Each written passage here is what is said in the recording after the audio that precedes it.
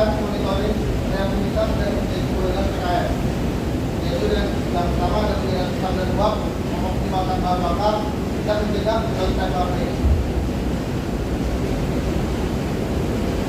Tantangan yang sering kita hadapi dalam program PKM itu ada 3: fluktuasi bahan bakar, fluktuasi tekanan uap, dan ketegangan logbook atau jurnal.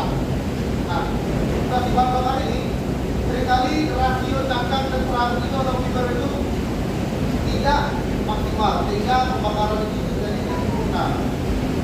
Kemudian ada turun bakar atau progres dari fluktuatif dan berhenti secara cepat. Kemudian ada potensi pemborosan bahan bakar atau pembakaran tidak sempurna. Kedua itu fluktuasi tekanan uap, itu ketidakstabilan uap langsung berimbas pada derajat suhu uap.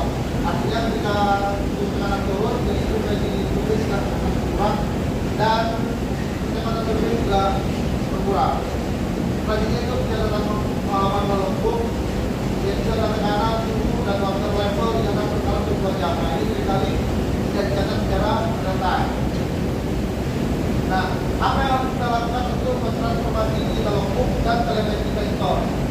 Yang pertama ini pemasangan sensor utama telemetri, yaitu pressure transmitter feeder. Yang kedua ada thermocouple. Yang ketiga digital water level indikator. Yang keempat microcontroller, yaitu mengirimkan data dari lapangan langsung ke server pusat.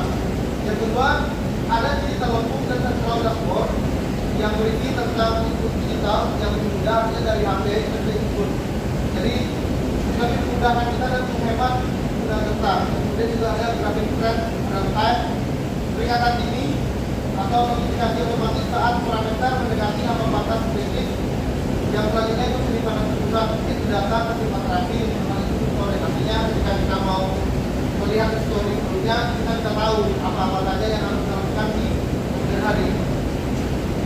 Nah, apa manfaat nyata bagi investasi ini bagi pabrik? Yang pertama itu pencegahan downtime dan trade.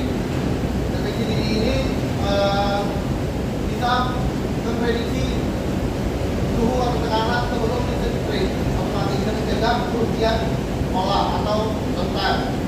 Selanjutnya kestabilan listrik dan perputaran. Artinya ketika supply uang itu tercukupi, tekanan di perputaran itu juga tercukupi dan listrik juga menjadi lebih normal.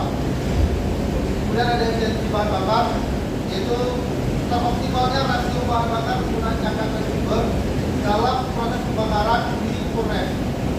Yang ketiga, yang keempat, predictive maintenance, yaitu analisis data historik. Artinya ketika kita punya datanya, kita bisa memprediksikan kapan harus dilakukan perbaikan.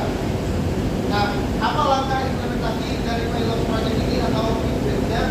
Yang pertama, digital logbook dan standalone itu penerapan ilmu digital berbasis target atau visi sebagai spoiler untuk jaringan besar. Yang kedua, integrasi sensor krusial mematang sensor utama untuk tekanan dan furnace. Yang ketiga, mengevaluasi dan skalarisasi, yaitu evaluasi dampak terhadap kestabilan uap dan pengembangan fitur sistem lanjutan. Jadi pesan yang mau disampaikan adalah digitalisasi di PKM itu tidak harus mahal dan rumit. Kita bisa mulai dari titik yang paling krusial, yaitu boiler sebagai jantung dari pabrik ini, untuk memastikan operasional pabrik berjalan dengan andal, efisien, dan berkelanjutan. Mungkin itu saja yang bisa saya sampaikan. Terima kasih. Semangat pagi! Pagi.